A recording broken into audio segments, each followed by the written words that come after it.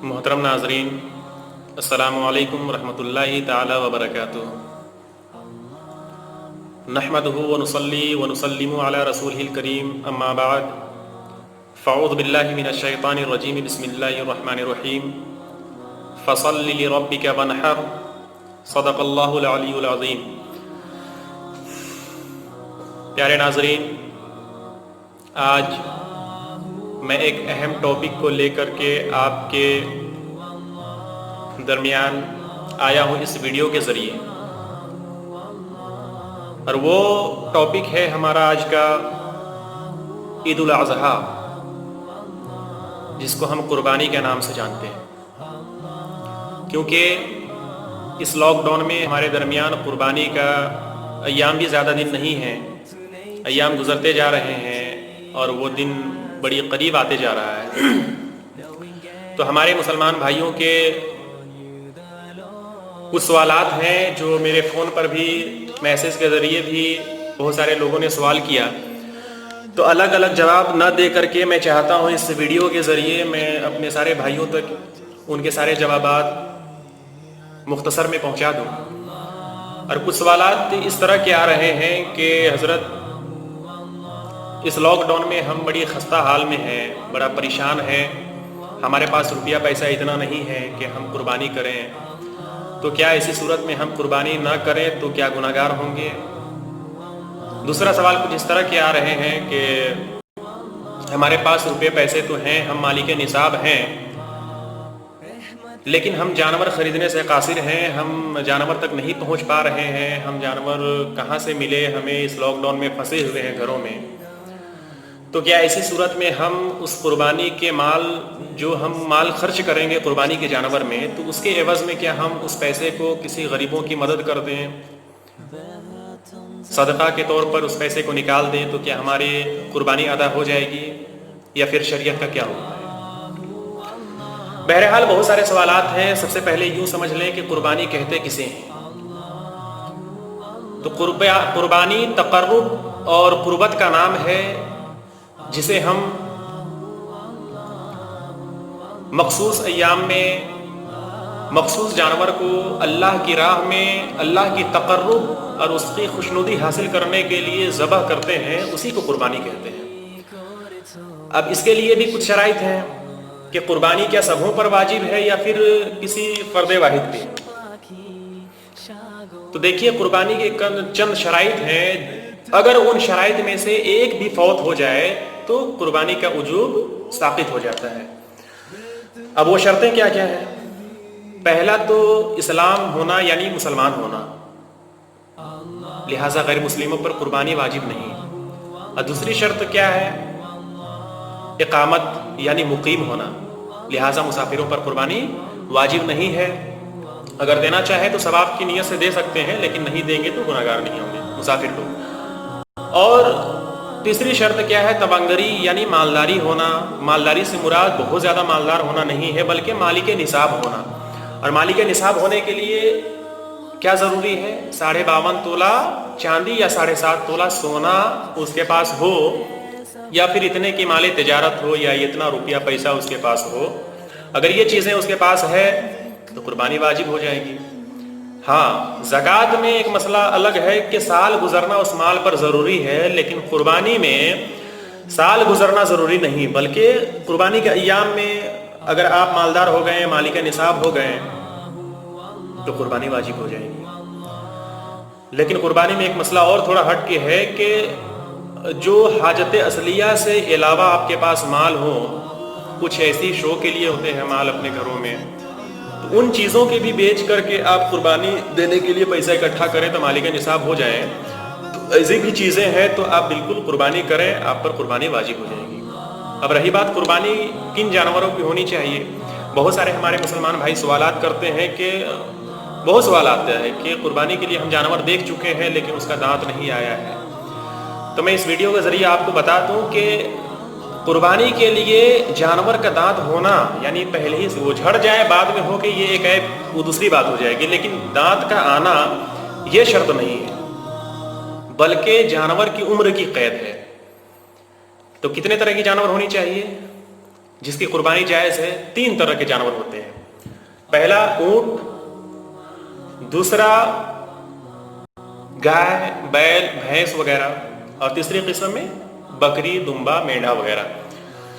تو انہی جانوروں کی، انہی 3 قسم کے جانوروں کی قربانی ہوگی. اب اس کی عمر بھی سماعت کر لیں. اس کی عمر اونٹ کی قربانی میں، آپ اونٹ کی قربانی کے خواہش مند ہیں تو کم از کم اونٹ کی عمر 5 سال ہونی چاہیے. اگر گائے، بیل، بچڑے وغیرہ کی قربانی کرنا چاہتے ہیں تو کم از کم اس کی عمر 5 سال نہ ہو کر کے 2 سال ہو تو کافی ہے. اور اگر بکری، دمبا وغیرہ قربانی کرنا چاہتے ہیں تو کم از کم 1 سال ہونا ضروری ہے. ہاں، لیکن اگر کوئی ایسا بکرا یا کوئی ایسی خصی یا کوئی ایسی بکری آپ کے پاس ہے جو دور سے دیکھنے میں سال بھر کا معلوم ہوتا ہو، حالانکہ وہ 6 ہی مہینہ کا کیوں نہ ہو، دور سے دیکھے کوئی انسان تو لگے کہ سال بھر کا ہے، تو ویسے جانور کی، ویسی خصی یا ویسی بکری یا ویسا بکرا کی آپ قربانی کر سکتے ہیں. اب رہی بات صدقہ کرنے کی. لوگوں کا سوال ہے کہ ہم بھائی صاحب اس لاک ڈاؤن میں غریبوں کی زیادہ مدد کرنی چاہیے، گویا ہم اس بار قربانی نہ ادا کر کے ہم غریبوں میں مال تقسیم کر دیں گے یا پھر اتنا کا صدقہ نکال دیں گے.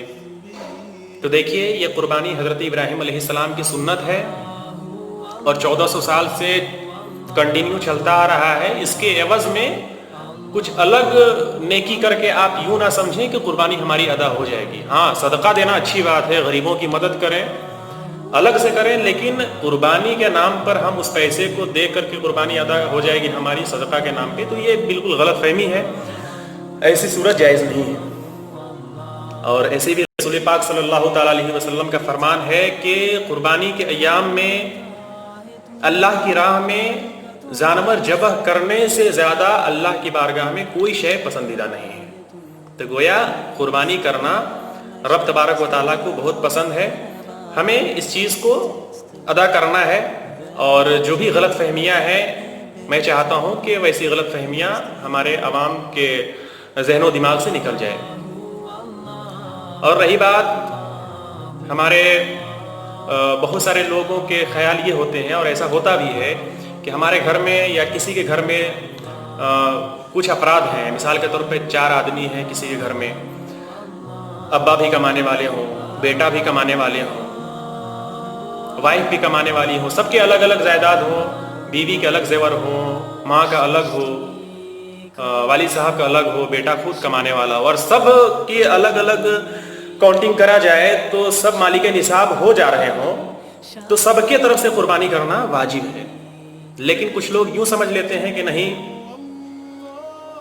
پورے پریوار کے جانب سے ایک ہی آدمی قربانی کرے، سب کے نام سے ہو گیا. یہ بالکل غلط فہمی ہے. اور کچھ ہمارے بھائی یہ بھی کرتے ہیں کہ خود مالک نصاب ہے لیکن اپنے نام سے قربانی نہ دے کر کے اپنے کسی مرحوم کے نام سے دے دیتے ہیں، یا پھر اپنے والد کے نام سے دے دیتے ہیں، اپنی ماں کے نام سے دے دیتے ہیں. دیں، بالکل ان کے نام سے تو ہو جائے گا، لیکن جو کمانے والے، جو مالک نصاب ہیں، جن پر شریعت کا حکم ہے کہ وہ قربانی کرے، وہ اپنے نام سے نہ کر کے دوسروں کے نام سے کر رہا ہے، تو دوسروں کے نام سے تو ہو جائے گی قربانی، لیکن اس انسان جو مالک نصاب خود ہے، اس کے ذمے میں قربانی کرنا ساقط نہیں ہوا، بلکہ اس پر اس کا ذمے میں باقی رہ گیا. اس کو بھی قربانی کرنا لازم ہے. اگر وہ نہیں کرتا ہے، دوسروں کے نام پہ کر رہے ہو ثواب کے کام سے، تو وہ ایسی چیزیں میں بھی وہ غلط فہمی میں ہے، اس پر بھی مواخذہ ہوگا. تو ان لوگوں سے بھی گزارش ہے کہ جو مالک نصاب ہے اپنے نام پہ قربانی کریں. اللہ نے زیادہ مال و دولت سے نوازا ہے تو آپ اپنے اہل و عیال کے بھی نام سے دیں، اور بہتر ہے کہ آپ زیادہ مالدار ہوں تو ہمارے نبی سرکار دو عالم صلی اللہ تعالیٰ علیہ وسلم کے نام پہ بھی ایک حصہ ضرور رکھیں. اور کچھ لوگوں کا سوال ہے کہ ہمیں جانور اس لاک ڈاؤن میں نہیں مل رہا ہے تو ہم کیا کریں، کیا اس پیسے کو ہم کسی غریب میں خرچ کر دیں یا پھر نہیں کرنے سے ہمارا ہو جائے گا. تو میں ان لوگوں سے گزارش کرنا چاہوں گا اور یہ مشورہ دینا چاہوں گا کہ بہت سارے ابھی آن لائن زمانہ ہے. اب اس زمانے میں بہت سارے ادارے والے، بہت ساری کمیٹیاں بہت سارے جانور خرید کے رکھتے ہیں اور شیئرنگ میں اسے رکھتے ہیں کہ کوئی انسان آن لائن اس کو بک کرا سکتے ہیں. تو آن لائن آپ اس میں پیسہ ٹرانسفر کر کے حصہ اپنا رکھوا سکتے ہیں، بالکل وہاں قربانی آپ کی ہو جائے گی. تو بہت سارے ایسے کمیٹیاں اور ایسے ادارے ہیں، آپ اس میں رابطہ کر سکتے ہیں.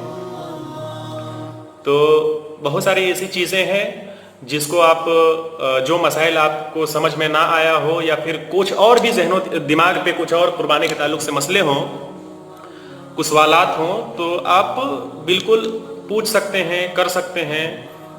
इस व्हाट्सएप हमारे ग्रुप में भी कर सकते हैं या फिर अलग से पर्सनल में कर सकते हैं। और इसी तरह की वीडियो और भी आगे कुर्बानी के मसाइल और तरीक़े पर मैं इंशाअल्लाह बना के आप हज़रात तक पेश करता रहूँगा।